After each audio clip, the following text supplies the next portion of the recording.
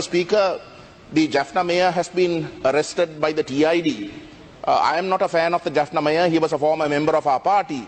But I can tell you that the attempt by the government to try and portray him as trying to resurrect an LTT section, the police force, is preposterous. I mean, under the municipal councils in various parts of this country, including Colombo, there are various sections that are created to for parking tickets to be issued. Like that, various things are done. So for a person to have used a light blue, dark blue color to create such a section within the municipal council and to be accused that he is reviving the LTT is preposterous, Honourable Speaker. This is.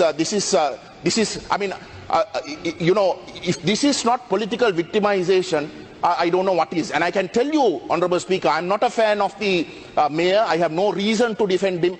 But what this government is doing is just going beyond the pale of any stretch of imagination of something of political victimization. Quite the contrary, this is fascism, Honourable Speaker. I say it with responsibility. You're militarizing the country on the one hand, you're creating racism on the other hand, and now you're preventing any form of other opinion. This is nothing but fascism. You must stop this. Senior members such as the Honourable Dinesh Gunawardena here, my God, look at the state of this country.